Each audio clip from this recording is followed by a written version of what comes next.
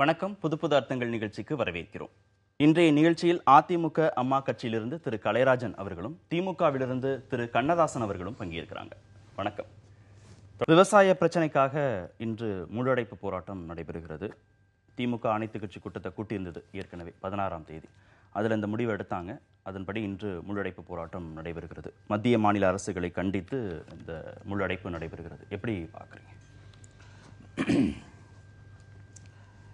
இது விவசாயிகளுக்காக போராட்டத்தை ஒரு பந்து நடத்துறதுங்கிறது பந்து யூஸ்வலாக நடத்தக்கூடாது என்பது உச்சநீதிமன்றத்தினுடைய ஆணை இருக்கிறது. ஆல்ரெடி வழக்கறிஞர்கள் கூட ஒரு போராட்டத்தை நடத்தக்கூடாது என்று சொல்லி இன்றைக்கு நீதிமன்றத்திலே சொல்லிக் கொண்டிருக்கிறார்கள். வழக்கறிஞர்களுடைய உரிமைகள் கூட பறிக்கப்படுகிறது. ஜனநாயக ரீதியாக போராட்டங்களுக்கு பண்ண வேணாம் அப்படிங்கிற மாதிரி சொல்லியிருக்கிற நிலை இருக்கிறது.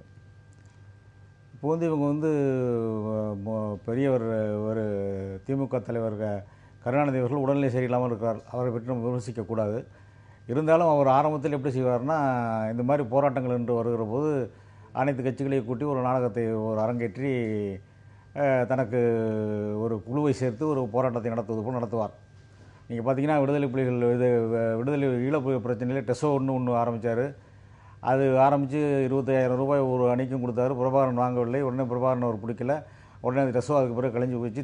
திடீர்னு இப்போ ஆரம்பித்த டெஸ்ஸோ அதுவும் ஒன்றும் இல்லாமல் போயிடுச்சு. ஆக தேவைக்கேற்ப ஒரு போராட்டத்தை நடத்துவார்கள். அதே வழியில் தந்தை வழியிலேயே மகன் வந்திருக்கிறார் இன்றைக்கு ஸ்டாலின் அவர்கள். இந்த விவசாயிகள் பிரச்சனைக்கு இது பந்தை நடத்துவதற்காக ஏற்பாடு செய்திருக்கிறார். இது என்னை பொறுத்தவரை என்ன சொல்கிறேன் என்று சொன்னால், ஒரு தேர்தலுக்கு முன்னாடி ஒரு அணியை தனக்கு சார்பாக ஒரு அணியை ஏற்படுத்தி கொள்ள வேண்டும். அந்த அணியை கொண்டு தேர்தலை சந்திப்பதற்கு ஒரு அணியை உருவாக்குவதற்காக ஸ்டாலின் எடுக்கிற முயற்சியாகத்தான் நான் நினைக்கிறேன்.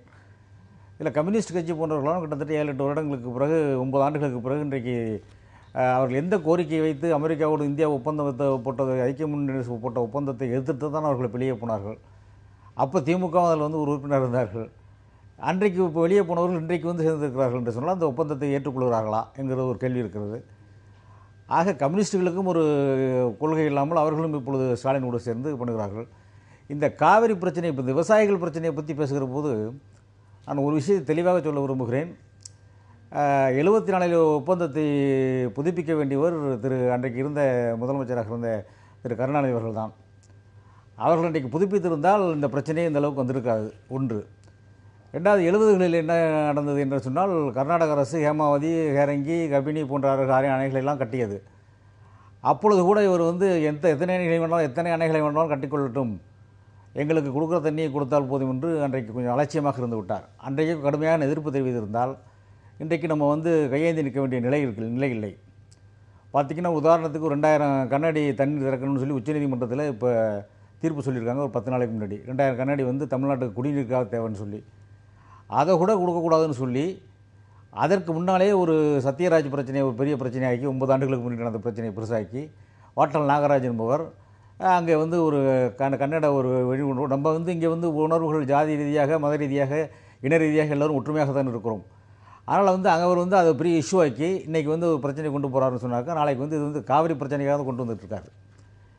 என்றைக்குமே நான் என்ன சொல்கிறேன்னா, இந்த பிரச்சனையில் இப்பொழுது காவிரி பிரச்சனையில் இப்போ எங்கள் அம்மா இப்போ ஐக்கிய முற்போக்கு கூட்டணி அணியில் அவங்க இன்னும் இருந்தாங்க, வந்தாங்க. அப்போ தேசிய மத்திய இதில் நாளிதழில் அரசிதழில் அவங்க வெளியிடுவதற்கு, காவிரி தீர்ப்பாயத்தினுடைய இதை வெளியிடுவதற்கு எந்த முயற்சியுமே திமுக எடுக்கவில்லை.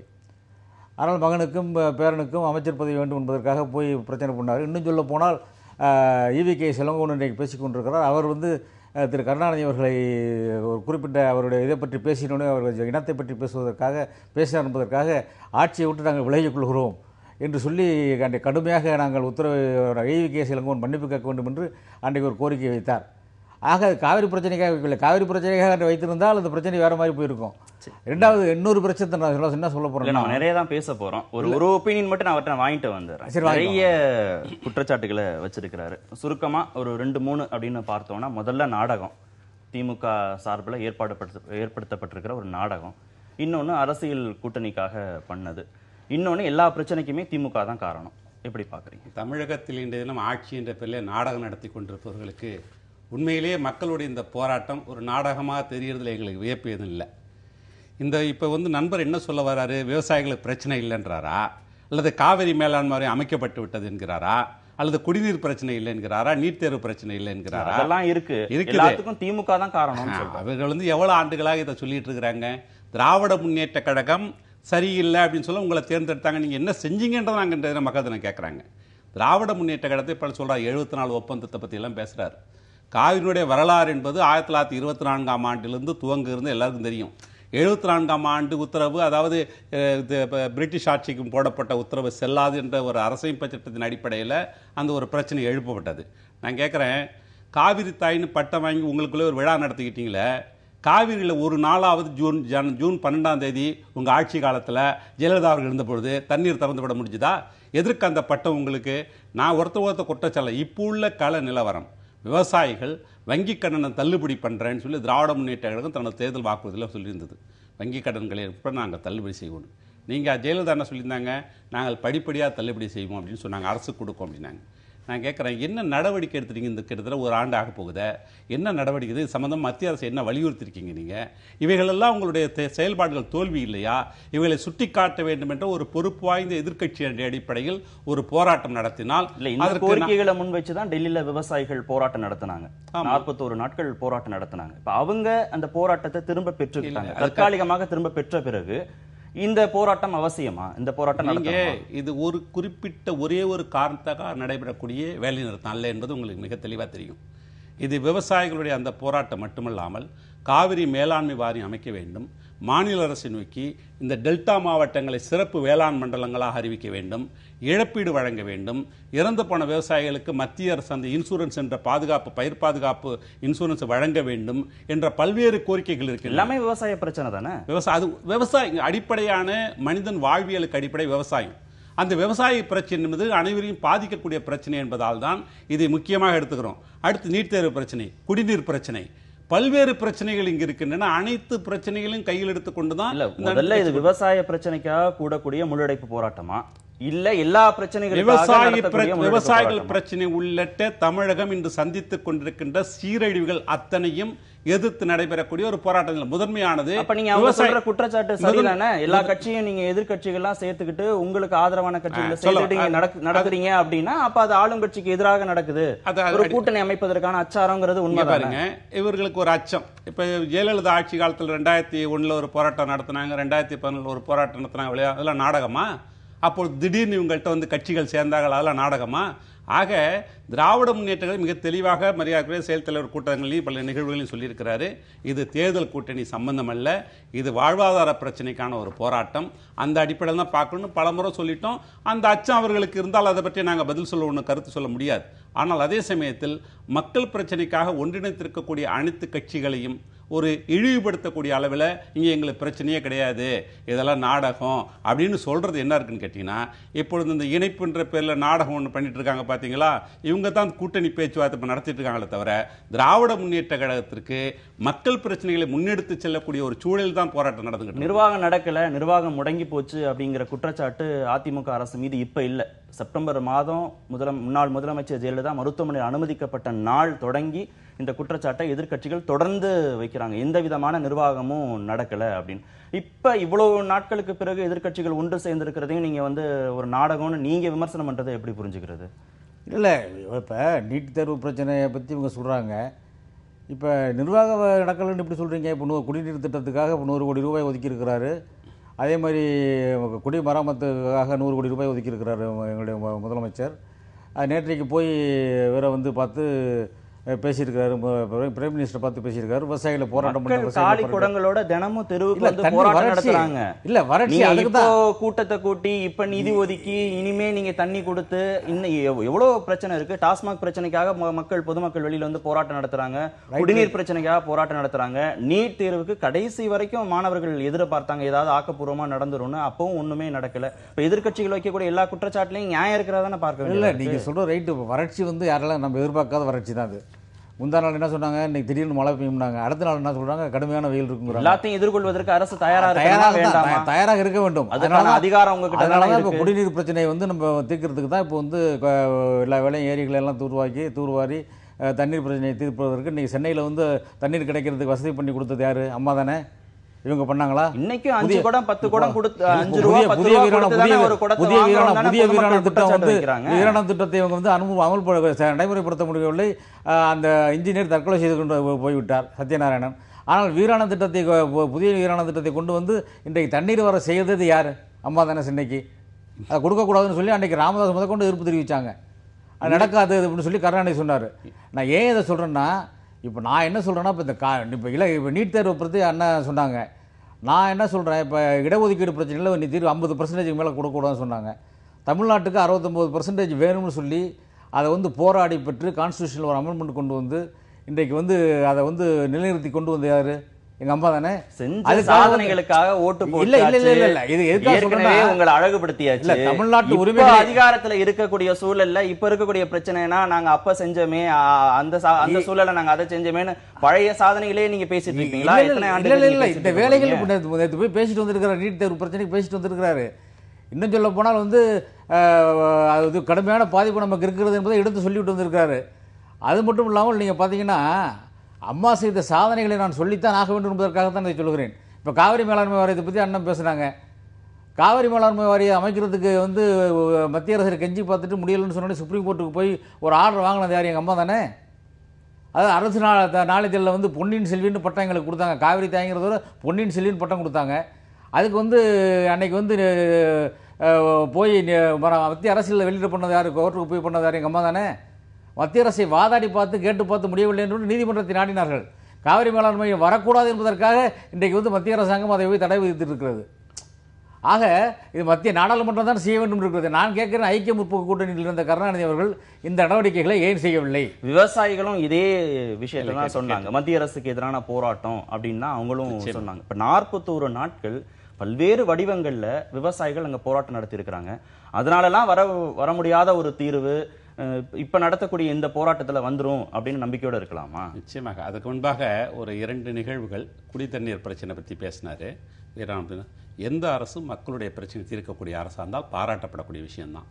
திராவிட முன்னேற்ற கழக ஆட்சியில் தான் காட்டுப்பள்ளி, பெரிய நிம்மேலி பொன்னிட கடல் நீரை குடிநீராக்க திட்டமாக அந்த குடிநீர் தான் இன்னும் இவங்களும் குடிச்சிட்டு இருக்காங்கன்னு நிறைய பேர் தெரியாது.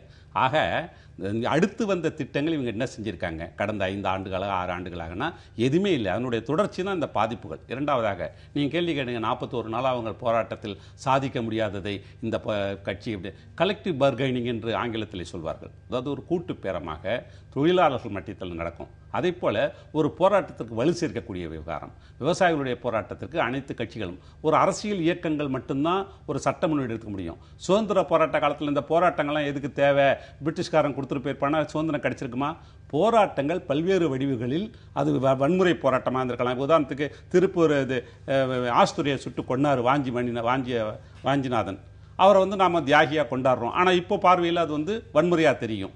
அதே போல வன்முறையில் எடுத்துக்கொண்டவர்களெல்லாம் நாம் வந்து சுதந்திர போராட்ட தியாகிகளாக கொண்டாட வந்து பார்க்கிறோம். அதில் சௌரி சௌரா போராட்டத்தை பார்க்கிறோம். அதே மாதிரி காந்திகளுடைய அறப்போராட்டத்தை பார்க்கிறோம். அந்த போராட்டங்கள் வடிவம் தான் இந்தியா சுதந்திரம் பெற்றது. அப்படிப்பட்ட ஒரு சூழல் தமிழகத்திற்கு நிறம் தேவைப்படுகிறது. ஏனென்று கேட்டால், முடங்கி போன ஒரு அரசு, செயல்படாத அரசு, மக்களுடைய நலன்களை காணாத அரசு, கண்டும் காணாமல் இருக்கக்கூடிய அரசு 41 நாளுக்கு பிறகு இவ்வளவு நாட்களாக தேடாத முதலமைச்சர் நிதி ஆயோக் கூட்டத்துக்கு செல்வதற்காக அங்கு சென்று விவசாயிகளை சந்திக்கிறாரு. எங்களுடைய வேண்டுகோள் எல்லாம், நிச்சயமாக நீங்கள் அந்த அறிக்கையை மிக தெளிவாக படித்து பார்த்தீங்கன்னா, மத்திய மாநில அரசுகள் இதில் உடனடியாக விவசாய பிரச்சனையை சந்தித்து அந்த பிரச்சனைகளை தீர்க்க வேண்டும் என்ற ஒரு அழுத்தத்தை கொடுப்பார் இந்த போராட்டம். ஆக இந்த விவசாயிகளுக்கு உறுதுணையாகத்தான் இந்த போராட்டத்தை இந்த கட்சிகள் மேற்கொண்டிருக்கிறதே தவிர இதன் மூலமாக என்ன பண்ண எதுவுமே செய்ய முடியாது. அவர் அரசியல் அந்த கூட்டத்துல பேசும்போது திருநாவுக்கரசர் நிச்சயதார்த்தம்லாம் முடிஞ்சிடுச்சு அப்படின்னு சொல்றாரு. கூட்டணிக்கான நிச்சயதார்த்தம் முடிஞ்சிருச்சுன்னு அவர் சொல்றாரு. விவசாய பிரச்சனைக்காக போராடுறோம் நீங்க, அப்புறம் பல்வேறு பிரச்சனைகள், குடிநீர் பிரச்சனை, ரேஷன் கடை பிரச்சனை அதுல சேர்த்துக்கிட்டாச்சு. அப்பவும் ஒரு சந்தேகம் வந்தது.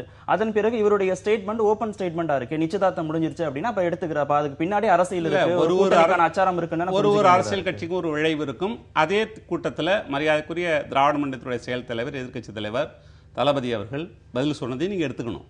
இந்த இது வந்து கூட்டணிக்கான ஒரு கூட்டம் அல்ல. இந்த போராட்டத்தின் வடிவம் என்பது விவசாயிகளுக்காக ஒட்டுமொத்தமாக தமிழகத்தில் சீர்குலைந்திருக்கக்கூடிய இந்த நிகழ்வுகளுக்கு எதிரானது என்பதை மிக தெளிவாக சொல்லியிருக்கிறாரு. அதையும் பொருத்தி பாருங்களேன். ஆக ஒரு கட்சிக்கு ஒரு விளைவு இருக்கும். அந்த விளைவு என்பது காலத்தான் நிர்ணயிக்கணும். 41 நாட்கள் விவசாயிகள் போராட்டம் நடத்தினாங்க. முதலமைச்சராவது வந்து உறுதிமொழி கொடுத்தா நாங்க இந்த போராட்டத்தை கைவிட்டுறோம் அப்படின்னு சொல்லி பார்த்தாங்க. பிரதமர் வரணுங்கிற கோரிக்கையும் வச்சாங்க. முதலமைச்சர் வந்து உறுதிமொழி கொடுத்தா அந்த போராட்டம் கைவிடுவது குறித்து யோசிக்கலாம்னு சொன்னாங்க. ஆனா முதலமைச்சர் போகவே இல்லை. ஸ்டாலினோட குற்றச்சாட்டு என்ன அப்படின்னா, முதலமைச்சர் வந்து விவசாயிகளை பார்க்கறதுக்காக போகல, நிதி ஆயோக் கூட்டத்தில் கலந்துக்கிறதுக்காக போனாரு, போற போக்குல இங்கே விவசாயிகளையும் பார்த்தாரு அப்படிங்கறத அவருடைய குற்றச்சாட்டு. இல்லை, ஒரு பிரச்சனைன்னு வந்தால் 4-5 கோரிக்கைகளை வைத்துக்கொண்டு தான் டெல்லிக்கு போக முடியும் ஒரு சீஃப் மினிஸ்டர். நான் என்ன சொல்கிறேன்னா, இவங்க வந்து இதுக்கு முந்தி மகேந்திர சிங்னு ஒருத்தர் பண்ணார், இப்போ ஒரு போராட்டம் பண்ணார். டிராக்டர் லாரி கரியெல்லாம் கிட்டத்தட்ட 5 லட்சம் பேருக்கு மேலே கலந்துக்கிட்டாங்க. அப்போ கூட அந்த விவசாயிகளை வந்து யாரும் பார்த்ததா வரலாறு இல்லை. இப்போ நம்ம வந்து கொஞ்சம் பேர் தான் போயிருக்கிறோம், போராட்டம் பண்ணியிருக்கிறோம். நேற்றைக்கு போய் எடப்பாடி சிஎம் முதலமைச்சர் மாண்புமிகு முதலமைச்சர் அவர்கள் போய் பார்த்துருக்கிறாரு, பார்த்து பேசியிருக்கிறார். நீங்கள் வாபஸ் வாங்கிக் கொள்ளுங்கள். அவங்க தெளிவாக சொல்லியிருக்காங்க, மத்திய அரசுக்கு எதிராக தான் நாங்கள் பண்ணுறோம், மாநில அரசுக்கு எதிராக நாங்கள் பண்ணவில்லை என்று சொல்லி அவர் தெளிவாக சொல்லியிருக்கிறார்கள். முதலமைச்சர் பார்க்கவில்லை என்று சொன்னால் அதுக்கு முன்னாடி பாராளுமன்றத்துடைய துணை சபாநாயகர் தம்பிதுரை பார்த்திருக்கிறார், நாடாளுமன்ற உறுப்பினர்கள்லாம் பார்த்திருக்கிறார்கள், போய் அமைச்சர்களை சந்தித்து பேசியிருக்கிறார்கள், அருண்ஜேட்லியை பார்த்திருக்காங்க, எல்லாரும் பார்த்து பேசியிருக்காங்க. இல்ல, எந்த விதமான முடிவும் எட்டப்படல.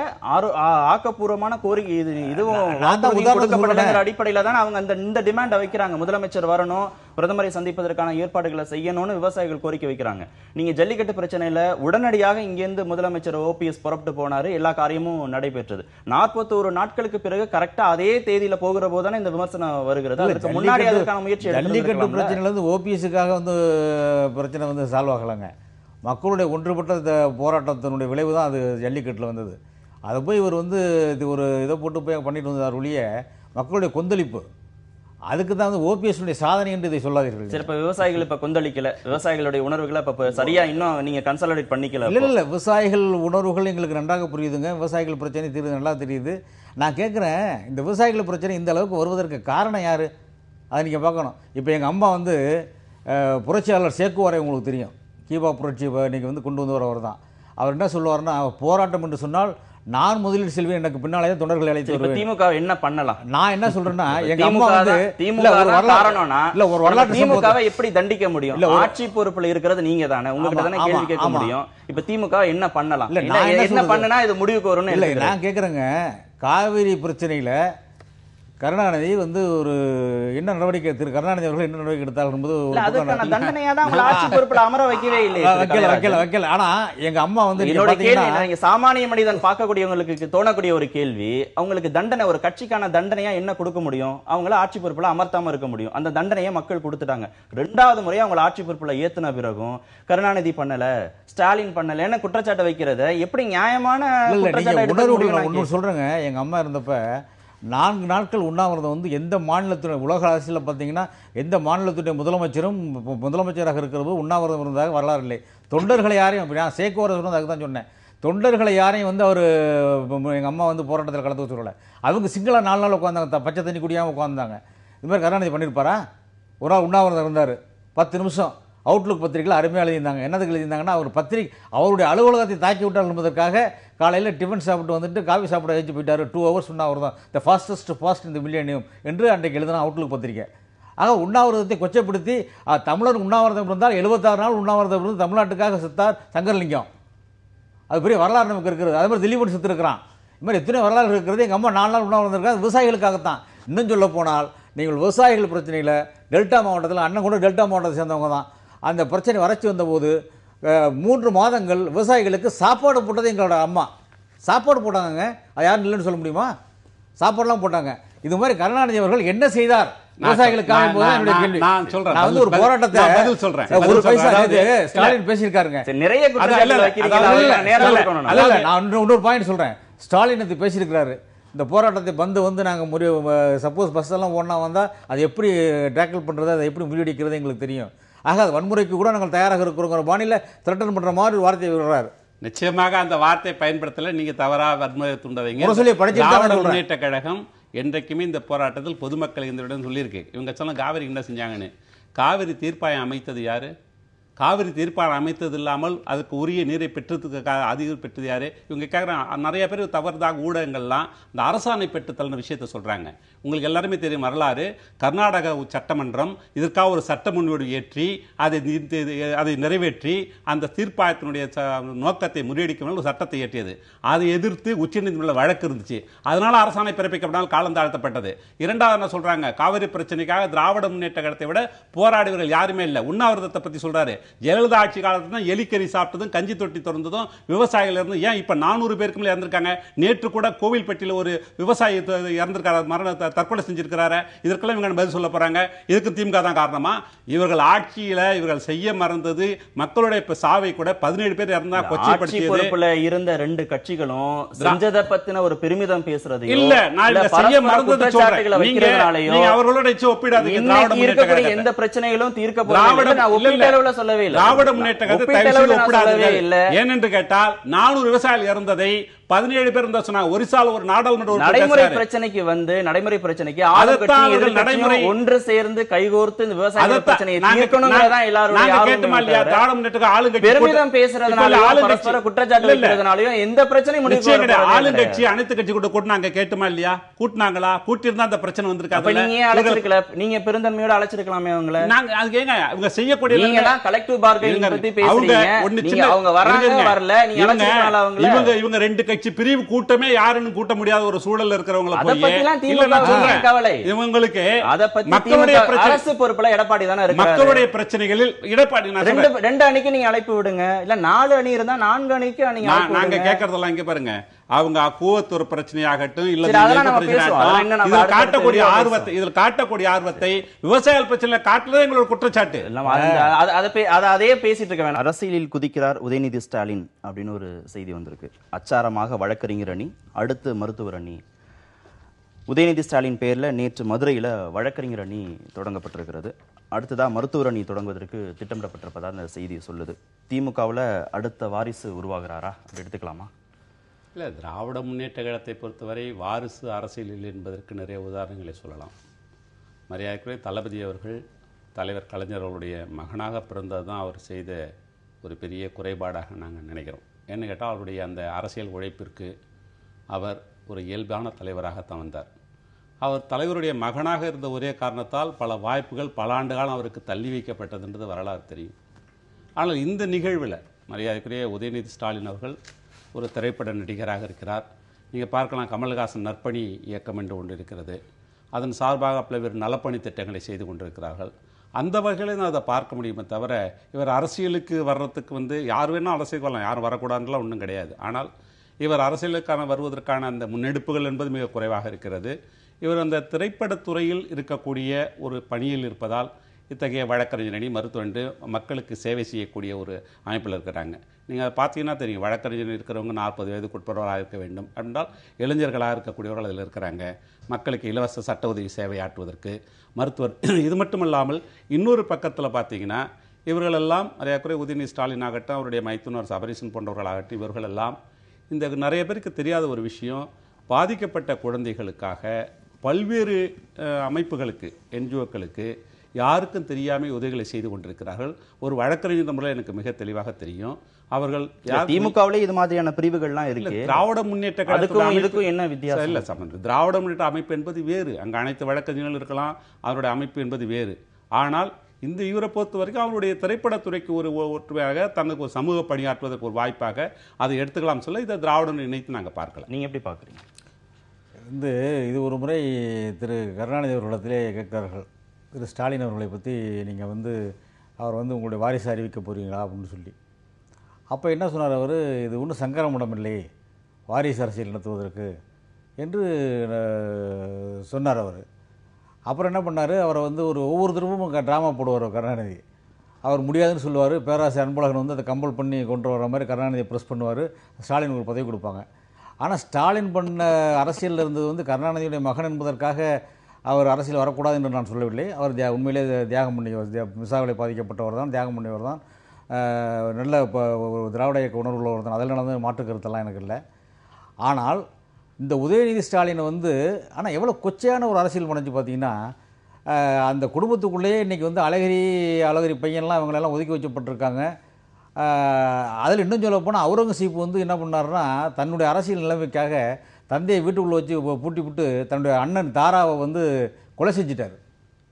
அதே மாதிரி அழகிரி தன்னுடைய பதவிக்காக ஒரு குடும்பத்துக்குள்ள நடக்கிற நிச்சயத்தை சொல்கிறேன், ஸ்டாலின் மீது ஒரு அபாண்டமான பழியை போட்டார். சீக்கிரம் செத்து போய் விடுவார் உன்னுடைய மகன் என்று சொல்லி. இப்படி சொல்லலாமா? அதற்கு உடனே கருணாநிதி வேகப்பட்டு தான் உடனே பேசினார். ஆனால் அந்த மாதிரி ஒரு நிலையில் இருக்கிறப்ப ஸ்டாலின் வந்து எனக்கு பின்னாடி இப்போ நமக்கு நாம் திட்டம் ஊர்வலம் நடந்து போனார்ல, அப்போ கூட என்ன சொன்னார்னா, எங்கள் குடும்பத்திலேருந்து இனிமேல் யாரும் அரசியலுக்கு வர மாட்டார்கள் என்று அவர் சொன்னார். இதெல்லாம் பதிவு எனக்கு எல்லாம் ஞாபகம் இருக்குது.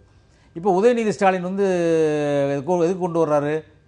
அப்போ அவர் கொண்டு வரணுங்கிறதுக்காக தான் அழகிரியும் இவங்களெல்லாம் ஒரு ஓதம் கட்டி வச்சாரா? உதயநிதி ஸ்டாலின் அப்படி என்ன பண்ணிட்டாரு? பெரிய தியாகம் பண்ணிட்டாரு. இன்றைக்கி வழக்கறிஞர்கள் அணின்னு சொல்லி வச்சுருக்கிறாங்க, மருத்துவ அணின்னு வச்சுருக்கிறாங்க. அவர் சினிமாவில் ஒரு வழக்கறிஞராக நடிச்சிருக்கிறாராம். அதுக்காக வழக்கறிஞர் அணின்னு ஒன்று ஆரம்பித்து இவங்க செய்கிறாங்க.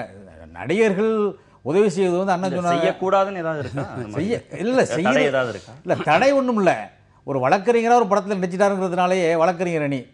ஆக ஸ்டாலினுக்கு பிறகு தன்னுடைய மகனை அவர் கொண்டு வருகிறார் என்று சொன்னால், ஆக இவர் ஸ்டாலினுடைய ஒப்புதல் இல்லாமல் இந்த இது வராது. அது வாரிசு அரசியல் போது திமுகவில் அண்ணா வந்து ஆரம்பித்தது எதுக்கு? கட்சி திமுக ஆரம்பித்தது. ஆக ஒரு பாட்டாளியும் சாதாரண ஒரு பாமரனும் வீதியிலே படுத்து கிடக்கிறவனும் இந்த நாட்டுக்கு அரசியலுக்கு தலைவனாக வர வேண்டும் என்று தான்.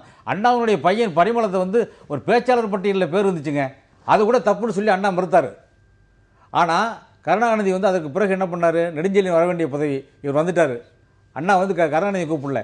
ஆனால் இந்த கருணாநிதி வந்த பிறகு என்ன பண்ணியிருக்கணும்? இந்த வாரிசு அரசியலுக்கு முற்றுப்புள்ளி வச்சிருக்கணும் இல்லையா? அது இன்னைக்கு மீண்டும் வாரிசு அரசியல் தானே வந்துகிட்டு இருக்கு. எம்ஜிஆர்லாம் அந்த நேரத்தில் என்ன நிகழ்ப்பாடு எடுத்தார்ன்றதெல்லாம் உங்களுக்கு தெரிய வாய்ப்பு இல்லைன்னு நினைக்கிறேன். தெரியும் பொழுது கலைஞர் தேர்ந்தெடுத்த பொழுது நாடகம் அப்படின்னு சொன்னார்.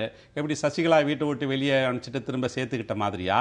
அல்லது வந்து இந்த கொலைப்பழியை பற்றிலாம் பேசினார, அதே கொலைப்பழி இப்பொழுது உங்கள் கட்சியினுடைய பொதுச்செயலாளர் சசிகலா மேலே இருக்குதே அதை போலவா? அது மாதிரிலாம் கிடையாது. திராவிட முன்னேற்றத்தை பொறுத்தவரை இந்த உதயநிதி ஸ்டாலின் அவர்கள் ஒரு திரைப்பட நடிகர் எல்லாருக்கும் தெரியும். அவர் நற்பணி மன்றங்கள் வச்சிருக்கிறார் ஒரு பெயரில். அந்த நற்பணி மன்றங்கள் மூலமாக ஒரு அமைப்புகளை உருவாக்கி இருக்கிறார்கள். மக்களுக்கு ஒரு வழக்கறிஞர் இலவச சட்ட உதவியோ இல்லை மருத்துவர் இலவச சட்ட உதவியோ தவறு என்று சொன்னால் அந்த தவறை நிச்சயம் அவர் செய்ய தான் செய்வார். அவர் வந்து அரசியலுக்கு இயக்கத்துக்கு வரக்கோ இந்த கழக கட்சியில் எந்த ஒரு பொறுப்பான பதவியிலும் இல்லை. இப்படிப்பட்ட சூழலில் அவர் தனிப்பட்ட முறையில் அவருடைய சங்கத்தின் சார்பாக, ரசிகர்கள் மன்றத்தின் சார்பாக அவர்கள் ஒரு நல்ல செய்திகளை செய்கிறார்கள் என்றால் இது ஏன் வருத்தம்னு எங்களுக்கு ஒன்றும் புரியல. எங்களுக்கு அப்படிப்பட்ட நிகழ்வு தேவை. வாரிசு அரசியல் அகிலேஷ் யாதவ் கொண்டு வந்தாரு. அவரே எங்க குற்றச்சாட்டு வந்து இன்னைக்கு சின்னம்மா மேல கொலைப்பள்ளின்னு சொல்றாங்கன்னா சிபிஐ விசாரணைக்கு நாங்க தயார்னு சொல்லிட்டோம். நான் என்ன சொல்றேன்னா, அழகிரி இவர் மீது கொலை குற்றம் சீக்கிரம் செத்துவாரு சொன்னாரா இல்லையா? அண்ணன் சொல்லலாமா? அண்ணன் சொல்லலாமா? ஒரு அரசியல் பிரச்சனைகள் வந்து இது வந்து அரசியலுக்கு சம்பந்தம் இல்லாத அரசியல் வெறியில இருக்கிற பிரச்சனைகள் பதவி இடைவேளைக்கு பிறகு பதவி வெறிக்காக எம்ஜிஆர் நூற்றாண்டு விழாவை கையில் எடுக்கும் ஓ பன்னீர்செல்வம் அப்படின்னு செய்தி இருக்கு. சென்னையில் ஜூன் மாதம் 8, 9 தேதிகளில் எம்ஜிஆர் நூற்றாண்டு விழாவை நடத்துவதற்கு ஓ பன்னீர்செல்வம் திட்டமிட்டு அதற்கான ஆயத்த பணிகளை தொடங்கி இருக்கிறதாக செய்தி சொல்லுது. எப்படி பார்க்கலாம் திரு கலைராஜன்? எம்ஜிஆர் நூற்றாண்டு விழாவை கொண்டாடுவதற்கு பன்னீர்செல்வத்துக்கு முதல்ல எம்ஜிஆரை பற்றி அவருக்கு தெரியுமான்னு எனக்கு தெரியல. அது கூட பார்த்தீங்கன்னா நீங்கள் மாப்பா பாண்டியராஜன், மைத்ரேயன் இவங்கெல்லாம் யார்? எம்ஜிஆரை பற்றி எதுவும் தெரியுமா உங்களுக்கு? எம்ஜிஆருடைய வரலாறு தெரியுமா? இவர் வந்து ஒரு சாதாரண நகராட்சி செயலாளராக இருந்தவர் ஜானகினியில். அதுக்கு முன்னாடி இவர் என்ன வேலை பார்த்தாருன்னு தெரியாது. நான் வந்து அதை கொச்சைப்படுத்த விரும்பல, என்ன வேலை பார்த்தாருங்கிறதெல்லாம் வேறு விஷயம். ஆக இவர் தன்னுடைய நிலையை, தன்னுடைய இருப்பை காண்பித்துக் கொள்வதற்காக எம்ஜிஆர் மீது திடீரென்று பற்று வந்ததைப் போல, எம்ஜிஆர் விழாவை கொண்டாடுவதைப் போல ஒரு நாடகத்தை அரங்கேற்றுவதற்கு பார்க்குறார். அதாவது தொண்டர்கள் தன் பக்கம் இருப்பதைப் போலவும், தொண்டர்களை ஈர்ப்பதற்காக எம்ஜிஆர் மீது ஒரு பற்று வைத்திருப்பதைப் போலவும் காண்பிப்பதற்காக. நான் சொல்கிறேன், இந்த அம்மா இறந்தாங்களே, அம்மா இறந்ததுக்கு வந்து அனைத்து கட்சிகளையும் அழைச்சி அல்லது மற்ற கட்சிகளையும் அழைச்சி ஒரு இரங்கல் தீர்மானத்தை போட்டாரா? போட்டுக்கலாம்ல? அம்மா மீது பற்று உள்ளவர் தானே, ஒரு பற்று இருந்திருக்கணும்ல? செஞ்சாரா? செய்யலையே. ஆக இவர் திடீர்னு இப்போ எம்ஜிஆர் மீது பற்று வர்றதுக்கு என்ன? இப்போ கேபி முனிசாமி போன்றவர்களாம் இருக்காங்கன்னா அவங்களாம் அந்த கட்சியில் ஆரம்பத்தில் இருக்கிறவங்க. ஆனால் வந்து இவர் வந்து பேசுவதற்கு எனக்கு என்னமோ அவருக்கு சரியில்லை. இப்போ தந்தை பெரியாருடைய நூற்றாண்டு தான் பண்ணியிருக்கணுமா? நீங்கள் யாரும் பண்ணியிருக்க கூடாது. நாங்கள் அரசு விழாவே கொண்டாடுறோமே, அரசு விழாவே எம்ஜிஆர் நூற்றாண்டு விழாவே கொண்டாட போகிறோம். இப்போ நீங்கள் வந்து எம்ஜிஆர் இருக்கிற உயிரோடு இருக்கிற போது தந்தை பெரியாருடைய நூற்றாண்டு விழாவை கொண்டாடினார்கள். ஈரோட்டில் மிகப்பெரிய லெவல் பண்ணாங்க. எல்லா மாவட்டம் முழுவதும் தந்தை பெரியாருக்கு நினைவு தூண வைத்து பெரியாருக்கு வந்து மிகப்பெரிய ஒரு மரியாதை செலுத்தினார் தந்தை பெரியார். அரசு விழா வேறு, அரசு விழா அனைத்து கட்சி கூட்டத்தை கூட்டி தீர்மானம் போட்டிருக்கலாமேன்னு கேட்டீங்களே. ஆமா, இப்போ நாங்க வந்து இப்போதானே வந்திருக்கிறோம், முதலமைச்சராக இருக்காரு எடப்பாடி. இப்போ நாங்கள் அரசு விழாவாக அதை கொண்டாட போகிறோம். அது ஒன்றும் மாற்றுக்கிறதே இல்லை எங்களுக்கு. அரசு விழாவை கொண்டாட போகிறோம். தந்தை பெரியாருக்கு எப்படி எம்ஜிஆர் விழா நூற்றாண்டு விழா எடுத்தார், சிறப்பாக பண்ணார்ல, அதே மாதிரி எடப்பாடி பழனிசாமி பண்ணுவார். ஆனால் இங்கே ஓ பன்னீர்செல்வம் இன்றைக்கு தொண்டர்கள் மத்தியிலே தனக்கு ஏதோ ஒரு செல்வாக்கு குறைந்து போயிருக்கிறது. இப்போ இவருக்கு வந்து இப்போ செல்வாக்கு குறைந்து போயிருக்கிறது. சமரச பேச்சுவார்த்தைக்கு நிபந்தனை புதுசாக கன்சிஸ்டன்சி அவர்கிட்ட இல்லை. இன்னைக்கு ஒன்று பேசுகிறார், நாளைக்கு ஒன்று பேசுகிறார், நாளைக்கு ஒன்று பேசுகிறார். நான் அதுக்குள்ள டீப்பாக போக விரும்பல. ஏன்னா பேச்சுவார்த்தை நடந்து கொண்டு இருக்கு. நம்ம டீப்பா போகணும் தான், போக வேணாம்னு நினைக்கிறேன். ஏன்னா வந்து எம்ஜிஆர் மீது திடீரென்று பற்றி வருவதற்கு ஓ பன்னீர்செல்வத்துக்கும் மைத்திரியனுக்கும் மாப்பா பாண்டியராஜனுக்கும் என்ன யோக்கியதை இருக்கிறது? பேசணும். நீங்க எப்படி பார்க்க? அருமை சகோதரருடைய அந்த கருத்தில் நானும் உடன்படுறேன். ஆனால் அதே சமயத்தில் எம்ஜிஆர் அவர்கள் அரசியல் ரீதியாக எங்களுக்கு அவருடன் மாற்று கருத்துக்கள் இருந்தால் கூட அவருக்கும் தலைவர் கலைஞருக்குமான அந்த உறவு என்பது மிக ஆழமான ஒரு நட்பாக இருந்தது. அந்த வகையில் அவருடைய நூற்றாண்டு விழாவை கொண்டாடுவதில் எங்களுக்கு ஆர்வம்தான். என்ன கேட்டிங்கன்னா, அவர் மிக வறுமை வாய்ப்பட்ட சூழலில் வளர்ந்து மக்களுடைய பிரச்சனைகளை புரிந்து அதற்கான பல செயல் திட்டங்களை கூட திராவிட முன்னேற்ற கழகம் ஆதரித்திருக்கிறது. ஆனால் இப்பொழுது எம்ஜிஆர் பெயரை பயன்படுத்துவது என்பது ஜெயலலிதா காலத்திலே கிட்டத்தட்ட எம்ஜிஆர் பெயரை அவங்க மறந்துட்டாங்க. எல்லாத்துக்கும் அவங்களுடைய பெயரை வைத்துக்கொண்டு எம்ஜிஆர் மீது பல்வேறு குற்றச்சாட்டுகளை சொன்னவர் ஜெயலலிதா. அந்த வழியில் வந்த ஓ பன்னீர்செல்வம் மற்றவர்களாகட்டும் இப்பொழுது புதிதாக எம்ஜிஆர் பெயரை எடுப்பது என்பது அவருடைய அரசியல் வாழ்க்கைக்காகத்தான் என்பது அவங்க கட்சி தொண்டர்களுக்கு தெரியும், மற்றவங்களும் தெரியும். என்று கேட்டால் பல்வேறு சிக்கல்களை அந்த அணி சந்தித்து கொண்டிருக்கிறது. அவங்க வந்து ஆட்சி அமைப்பு அப்படின்னு சொன்னாங்க. மத்திய அரசு அதுக்கு எந்த அளவிற்கு உடன்பாடாக இருந்ததெல்லாம் எல்லாம் தெரியும். அவர்கள் இல்லை என்று மறுத்தால் கூட மத்திய அரசு அவர்கள் மீது செல்லப்பிள்ளையாக இருந்தது. வருமான வரி சோதனைகளை பார்க்கும் பொழுதே மிக தெளிவாக தெரிந்தது.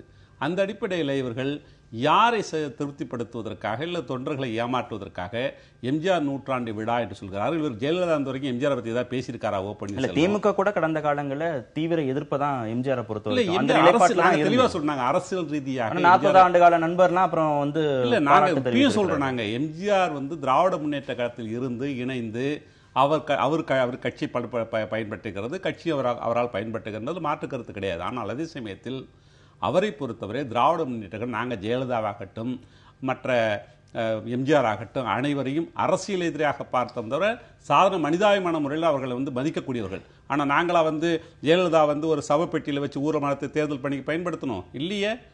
ஜெயலலிதா அவர்களை எப்படி இழிவுபடுத்தினாங்க ஓ பன்னீர்செல்வம், எம்ஜிஆர் எந்த அளவுக்கு ஜெயலலிதா இழிவுபடுத்தினார்கள். எம்ஜிஆர் என்பவர் இப்பொழுது அவருடைய பெயர் இந்த அவர்களுடைய வளர்ச்சிக்காக பயன்படுத்துகிறார்கள் தவிர உண்மையிலேயே அக்கறை அவர்களுக்கு இல்லை என்பதுதான் உண்மை. தொண்டர்கள் பலம், மக்கள் சப்போர்ட் எல்லாம் இருக்குன்னு அவங்க கற்பனை பண்ணிக்கிறாங்க அப்படிங்கறதா அவங்களுடைய குற்றச்சாட்டா இருந்தது. இல்லே நீங்க நினைக்கிறீங்களா? தொண்டர்களுடைய ஆதரவு, மக்களுடைய ஆதரவு ஓபிஎஸ்க்கு இல்ல அப்படின்னு நினைக்கிறீங்களா? ஓபிஎஸ் இந்த நான் கேட்கிறேன், அவர் குடும்பத்தை தவிர அவர் வந்து பிடபிள்யூ மினிஸ்டருக்கோ முதலமைச்சராக இருக்கிற போது என்ன செய்தார்? அவர் மக்களுக்கு தொண்டர்களுக்கு என்ன செய்திருக்கிறார்? ஒரு தொண்டராவது அவரால் பெனிஃபிட் அடைஞ்சிருப்பாங்களா? நான் கேட்குறேன், பகிரங்கமாக கேட்குறேன். ஆக அவருக்கு வந்து எந்த கட்சிக்காரனுக்கும் அவர் செய்யலை. குடும்பத்துக்கு செய்திருக்கிறாரு, அவருடைய சொந்த பந்தங்களுக்கு செய்திருக்கிறார்களே, மற்றவர்களுக்கு செய்யவில்லை. அவர் வந்து தன்னை நிலைப்படுத்திக் கொள்வதற்காக நான் கேட்குறேன், தெலுங்கு கங்கை ஆந்திராவில் போய் தண்ணீர் கொண்டு வந்தாருன்னு சொல்கிறாங்க. அது எம்ஜிஆரும் என்டிஆரும் போட்ட திட்டம். அது அதில் போய் கொண்டு வந்தாங்க அவங்க. இவர் போனார், ஓபிஎஸ் போய் நரேந்திர மோடிகிட்ட போய் காலில் விழுந்தார. நான் கேட்குறேன், அவர் போய் இந்த வறட்சி நிவாரண நிதியை கொண்டு வந்திருக்கலாம்ல. 39,000 கோடி நாங்கள் 39,000 இது கேட்டோம் நாங்கள். ஆனால் 2,000 கோடி தானே கொடுத்தாங்க அவங்க. இன்னும் சொல்ல போனால் 1,700 கோடி தான் வறட்சி நிவாரணத்துக்கு. இது ஓபிஎஸ் வாங்கிட்டு வந்திருக்கலாம்ல. இப்போ முதலமைச்சர் பதவிக்காக போய் காலில் விழுகிறாரு. நான் கேட்குறேன், இன்ன வரையிலும் அவர் வந்து எம்ஜிஆருக்காக பேசுகிற இன்னைக்கு சொல்கிற ஒரு ஏதாவது பிரச்சனை, பொதுவான பிரச்சனை, விவசாயிகள் பிரச்சனையாக இருக்கட்டும், நீட் தேர்வு பிரச்சனையாக இருக்கட்டும், அல்ல இந்தி திருப்பி பிரச்சனையாக இருக்கட்டும், எதுக்காவது ஒரு அறிக்கை வரலும் விட்டுருப்பாரா அவர்? இதுவரையிலும் இப்போ அவர் தனி அணி வச்சுக்கிட்டு இருக்காரு, விட்டுருப்பாரா? விடவில்லை. காரணம் வந்து என்னன்னா, அவருக்கு அதிலெல்லாம் முனிப்பு அந்த பற்றே கிடையாது. தன்னை எம்ஜிஆரிட தொண்டர்கள் தன் பக்கம் ஈர்க்க வேண்டும் என்பதற்காக திடீரென்று எம்ஜிஆர் மீது பற்று வந்தது போல காண்பித்துக் கொண்டிருக்கிறார். இவங்க சொன்னாங்க அதே மாதிரி திரு கருணாநிதி அவர்கள் எம்ஜிஆர் வந்து நீங்கள் அழகாக கேட்டீங்க, மலையாளின்னு சொன்னார், நடிகை நாடாள முடியுமானலாம் அங்கே சொன்னார். ஆனால் இருந்தாலும் கருணாநிதி அவர்களை பற்றி தவறாக பேசுகிற போது எம்ஜிஆர் அவர்கள் அனுமதித்ததில்லை. ஏன்னா கருணாநிதி அவர்களை பேசக்கூடாது என்று எம்ஜிஆர் அந்த நட்புக்கு மரியாதை கொடுத்தார். நம்பிக்கை வாக்கெடுப்பு நடைபெற்ற சமயத்துல கூவத்தூர் விடுதியில சட்டமன்ற உறுப்பினர்கள் தங்கியிருந்த சமயங்கள்ல பொதுமக்களுடைய தொண்டர்களுடைய பேச்சை கேட்டுட்டு வரணும், அவங்களுடைய கருத்தை கேட்டுட்டு வரணும் அப்படின்னு சொல்லப்பட்டது. நம்பிக்கை வாக்கெடுப்பெல்லாம் முடிந்து அதெல்லாம் நிறைவேற்றிய பிறகு அமைச்சர்களும் சட்டமன்ற உறுப்பினர்களும் தொகுதிக்கு போகிற போது அங்க இருக்கக்கூடிய தொண்டர்கள் பொதுமக்கள் கடுமையான எதிர்ப்பை தெரிவிக்கிறாங்க அப்படின்னு சொல்லப்பட்டது. ஆர்கே நகர் இடைத்தேர்தலில் சசிகலாவுடைய படத்தை போட்டு கூட வாக்கு கேட்க முடியல அப்படின்னு சொல்லப்பட்டது. அப்ப இதெல்லாமே ஓபிஎஸ்க்கான மக்கள் ஆதரவு இருக்குங்கிறதான வெளிக்காட்டுது, தொண்டர்களின் ஆதரவு இருக்கிறதான புரிஞ்சுக்க வேண்டியதாக இருக்கு. இல்லை நீங்கள் வந்து இப்போ ஓபிஎஸ்னுடைய இது சசி சின்னம்மாவுடைய படத்தை போடக்கூடாதுன்னு சொன்னாங்க. நான் என் பூத்தில் எனக்கு இன்சார்ஜ் ஒன்று கொடுத்தாங்க, நான் சின்னம்மா படத்தை போட்டு தான் ஓட்டியிருந்தேன், போஸ்ட் ஓட்டியிருந்தேன். அது இல்லைன்னு சொல்லலை, நான் மறுக்கலை, வேணா யாரை வேணாலும் கேட்டுங்க நீங்கள். ஆனால் ஓபிஎஸ் வந்து நீங்கள் யோக்கிய மாதிரி போய் பேசுகிறாரு, அவர் வந்து போடி தொகுதியில் வந்து பணம் கொடுக்காம ஜெயிச்சாரா? சசிகலாவுடைய படம் இருந்த போஸ்டர்கள் சேதப்படுத்தப்பட்டுச்சு அப்படின்னு எதிர்க்கட்சியை சேர்ந்தவங்க இங்க குற்றச்சாட்டு சேதப்படுத்தியது யாரு? ஓ பன்னீர்செல்வம் குரூப் தான் விமர்சனம் பண்ணாங்க. சேதப்படுத்தியது ஓ பன்னீர்செல்வம் குரூப் தான், வேற யாரும் கிடையாது. சேதப்படுத்தியது அவர்கள் தான். அப்ப அவ்வளவு பேர் இருக்கிறாங்க தமிழகம் முழுவதும் அவருக்கான ஆதரவாளர். இல்லை இங்கே 10 பேர் கூலிப்பட்டாளத்தை வச்சு எதை வேணாலும் செய்யலாமாங்க, காசை கொடுத்தா எதை வேணாலும் செய்வாங்க. இன்றைக்கு ஓ பன்னீர்செல்வம் பின்னாடி மக்கள் இல்லைங்க, 12 எம்எல்ஏக்களுக்கு மேலே அவரால் கொண்டு வர முடிஞ்சா? ஓ பன்னீர்செல்வம் திடீர்னு புனிதர் வேடம் போடுவது என்பது எல்லாம் தெரிஞ்ச ஒரு விஷயம்தான். அவர் வந்து எப்போ வந்து புனிதரானார்னு கேட்டிங்கன்னா, அவருக்கு முதலமைச்சர் பதவி இல்லை அப்படின்னு சொன்ன பிறகு திடீர்னு வந்து ஆன்மாவோட பேச ஆரம்பித்தவர் தான். நண்பர் சொன்னது போல் இது வரைக்கும் மக்கள் பிரச்சனைகளை பற்றி அவர்கள் ஏதாவது பேசியிருக்காங்களா? அவர்கள் மிக தெளிவாக தெரியாதா? விவசாய பிரச்சனை தெரியாதா? மற்ற பிரச்சனை தெரியாதா? அதில் அவருடைய கருத்து என்ன? நாங்கள் இருந்து தான் இதை செஞ்சிருப்போனாவது அவரால் சொல்ல முடிஞ்சுதா? அவருடைய நோக்கமெல்லாம் எப்படியாவது தனது இருப்பை நிலைநிறுத்திக் கொள்ள வேண்டும் அந்த கட்சியிலிருந்து. இதுக்காகத்தான் அவர் வந்து இந்த மாதிரி ஷோ காட்டார், ஜெயலலிதா, எம்ஜிஆர் என்ற பெயர்களை பயன்படுத்த. விவசாய பிரச்சனைகளுக்கெல்லாம் போய் பேசினாங்க, மைத்ரேயன் பேசினாங்க. ஆனா என்ன, நான் என்ன சொல்றேன், நீங்க எல்லாருமே சொல்றீங்களே விவசாயிகளை போய் பார்த்தாங்க, மத்திய அமைச்சர்கள் பார்த்தார்கள், அருண்ஜேட்லி பார்த்தாரு அப்படின்னு சொல்லிட்டு இருக்காங்களே, அதனால் என்ன விளைவை மத்திய அரசின் மீது நிர்பந்திக்க முடிந்தது? 50 உறுப்பினர்கள் இருக்கிறாங்க, நாடாளுமன்ற உறுப்பினர்கள் ஆளுங்கட்சியில்.